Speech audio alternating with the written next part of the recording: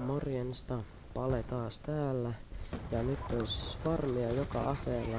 MP7 tässä niin kuin näkyy. Siinä on mulla suppressori ja extended clippi ja perkkeinä dexterity, toughness, scavenger ja flak jacketti. Ja tietenkin C4, mikä on joka klassissa hyvä olla tappamaan tyyppejä taloista tai kulmien takaa tai näitä kämppereitä, että se kannattaa oikeasti olla. Ja jos ihmettelitte, että tää alkaa vähän oudossa kohtaa tää gameplay, kun just on loppumassa, niin tossa oli kato pari tappoa ennen sitä svarmia. Tän jälkeen se svarmi tulee, niin oli pakko pistää se tolleen, että toivottavasti ei haittaa hirveästi, että noin se vaan on, että kun se svarmi meni siihen tohon väliin, tai toi mikä on puoliaika jäi tohon väliin, niin ei sille voi mitään, että ei surra sitä.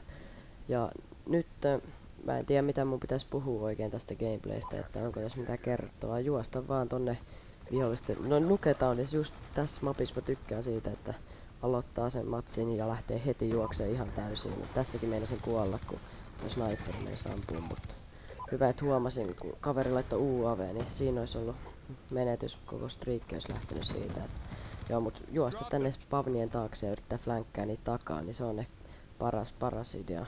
Yleensä nuketaan, niin sit mä tykkään tästä, ja toi Soksar, se oli niin ärsyttävä.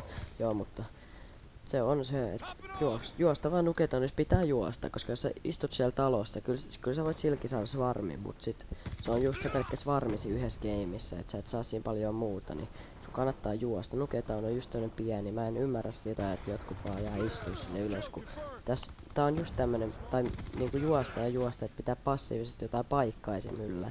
Juosta vihollisen spawnille ja sit siellä aina olla niinku siellä pysyä. Just niinku mä tässä teen, mä vaan pysyn tässä ja katon mistä sieltä tulee, kun mulla orbital pelaa vähän passiivisemmin, kun mä en uskalla nyt mennä toikin sotkani, jos voin tappaa, mut juoksi ohi. Et hyvää tuuria tässäkin on ollut pariin kertaa.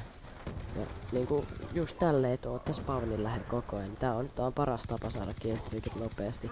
Nyt kun on kyllä vielä orbitalkin, niin ehkä se on vähän helpompaa, mutta ilman orbitaleekin tää on ihan hyvä tapa. Tää on tosi hyvä tapa itse asiassa. Jos sä oot SMG-pelaaja, niin aina juokse spawnille, yritä nuketaunissa aina spawnille. Se on paras tapa, paitsi jos sun tiimi on niin huono, että ei onnistu saada B-flagia, niin sit se on vähän vaikeampaa, mut no, ei mulla kai sit muuta, kun tää gameplaykin alkaa jo loppua ja siinä siis varmikin tuli, niin ei tässä paljon muuta oo sanottua. Et joo, morjensta ja nähdään seuraavassa videossa. Moido!